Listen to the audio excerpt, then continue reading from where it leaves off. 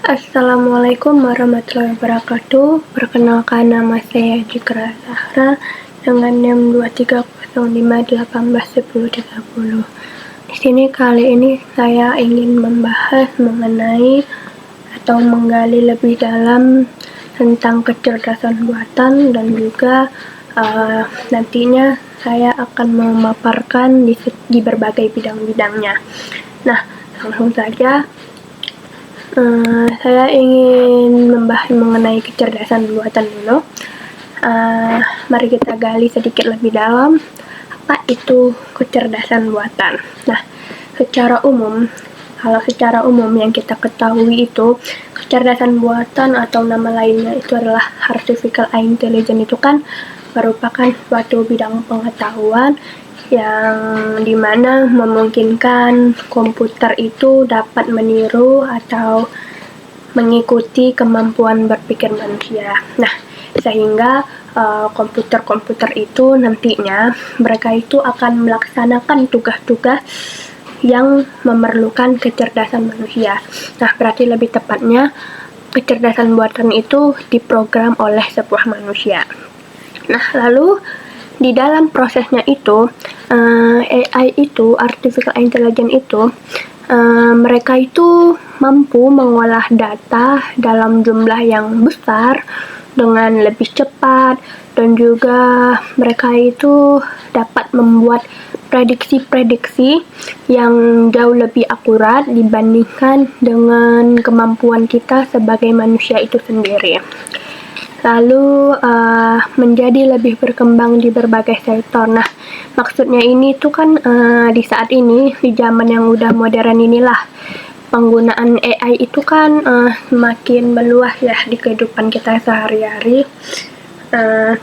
Dan juga saya rasa dengan meluasnya AI di kehidupan kita sehari-hari, AI ini juga menjadi salah satu fokus investasi terbesar di perusahaan di berbagai sektor industrinya. Nah, jadi perusahaan-perusahaan itu di zaman sekarang ini udah yakinlah dengan penggunaan teknologi AI tersebut. Nah, lalu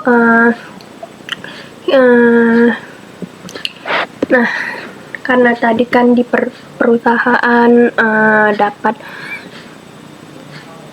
membuat di berbagai sektor. Ini salah satunya ada di sektor pertanian ya. Nah, kalau di sektor pertanian ini tuh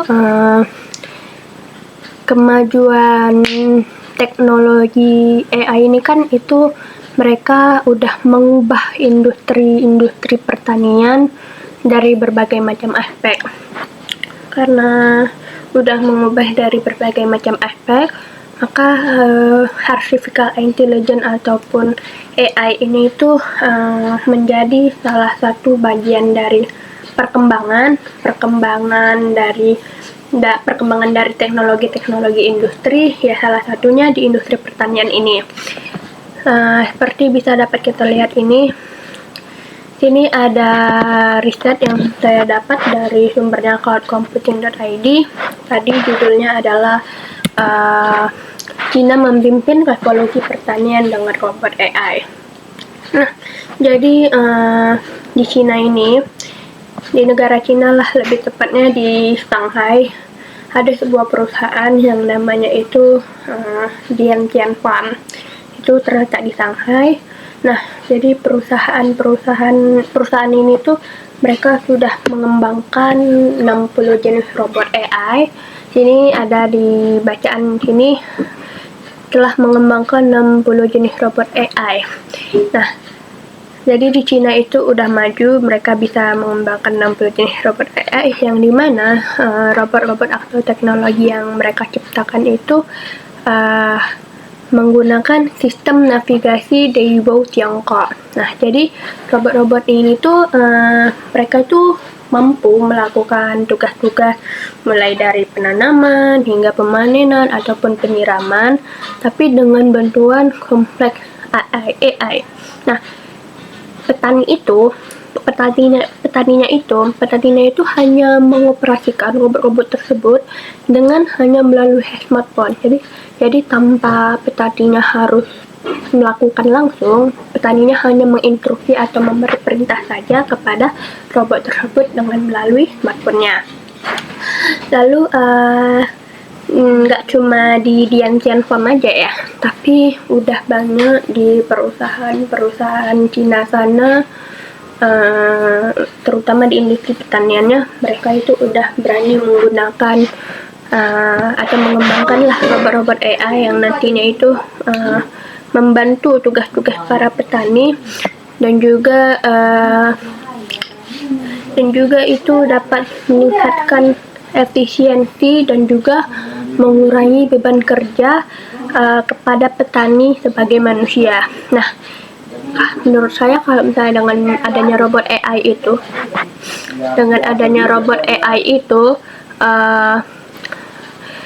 pekerjaan manusia yang manual itu jauh lebih teratasi dengan menggunakan robot AI.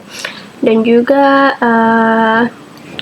yang misalnya petaninya udah tua-tua nih, walaupun mereka sedikit gaptek, tapi setidaknya mereka bisalah belajar mengenai teknologi inovasi zaman sekarang ini ya. Lalu seperti ini, kita dapat melihat ini gambar AI yang dihasilkan di Diantian Farm, yang dikembangkan di Diantian Farm Shanghai itu. Nah, di artikel ini ada bacaan the robot use crawler feet, yang artinya itu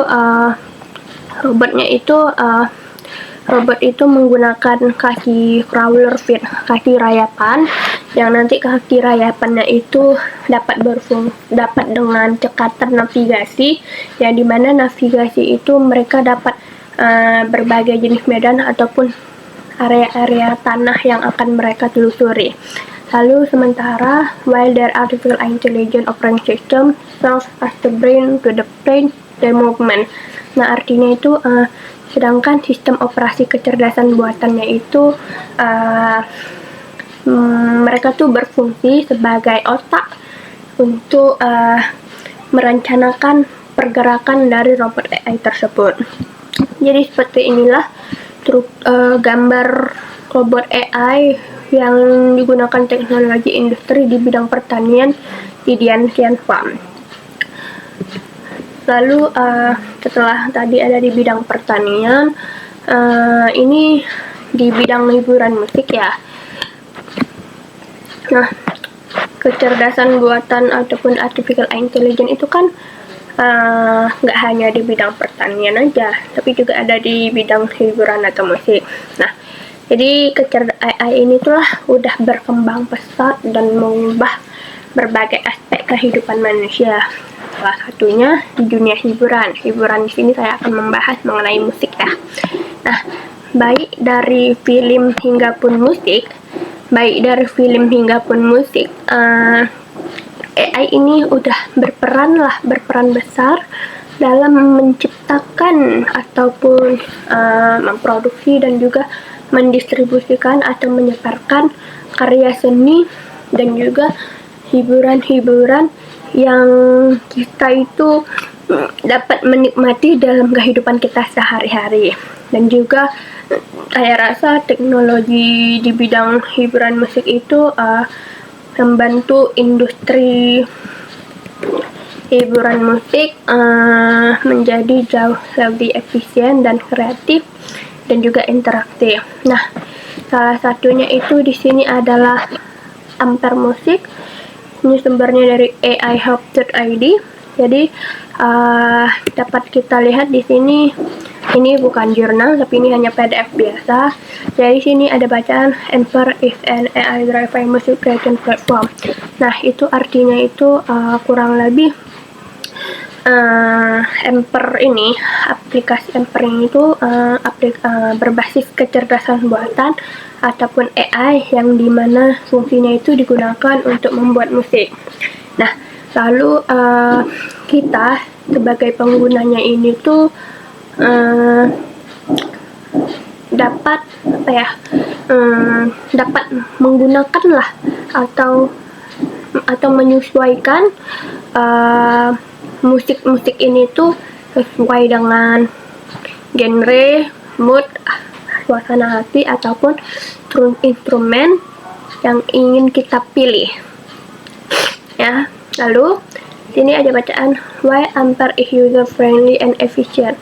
Nah, walaupun Ampere ini memiliki keunggulannya itu adalah dapat memudahkan pengguna, user friendly, mudah digunakan, dan juga efisien. Tetap ada kekurangan ataupun keterbatasan dalam hal kreativitas.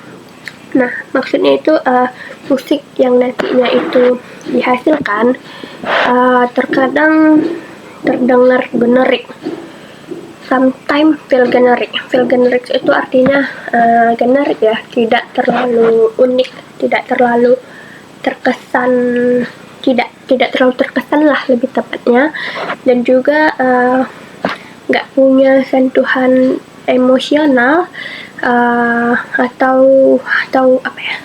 kompleksitas artistik yang biasanya dimiliki oleh musik, tetapi musik itu dibuat oleh komposer dari manusia. Jadi walaupun Ampere musik ini itu fungsinya kita dapat membuat musik sesuai dengan keinginan kita, tapi tetap saja ada kekurangannya. Ya, kekurangannya itu terasa bukan seperti alami yang manusia buat. Jadi walaupun ada kelebihannya, tetap ada kekurangannya. Nah, lalu setelah tadi kita membahas dua di bidang pertanian dan juga di bidang hiburan musik, AI itu juga berkembang di bidang kecantikan ini ya. Berkembang di bidang kecantikan ini. Nah, pemanfaatan teknologi kecerdasan buatan ataupun AI ini gak lagi jadi monopoli di industri tertentu ya, artinya banyak gitu, bisa jadi di bidang hiburan, bisa jadi di bidang pertanian ataupun di bidang apapun. Lalu saya percaya kok dalam beberapa tahun terakhir ini berbagai inovasi modern, ciptaan modern ini tuh yang mode berbasis AI ini tuh udah merambah di dunia kecantikan. Nah, salah satunya itu adalah berupa aplikasi yang digunakan untuk menganalisis apa, dapat menganalisis kulit, lalu blush on atau eyeshadow hingga contour, tapi lebih tepatnya kecantikan lah yang ada di wajah. Nah, salah satu bentuk pemanfaatan AI-nya itu untuk di bisnis kecantikan tuh ada namanya makeup virtual try-on, yang dimana makeupnya itu didukung dengan penggunaan AI dan juga AR.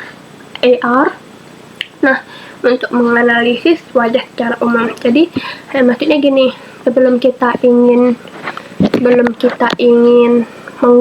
mengunjungi store-nya, kita dapat menganalisis lah yang mana produk apa yang sesuai dengan warna kulit kita ataupun yang sesuai dengan standar kita, baik dari bentuk mata, wajah, hidung, atau fitur-fitur wajah lainnya.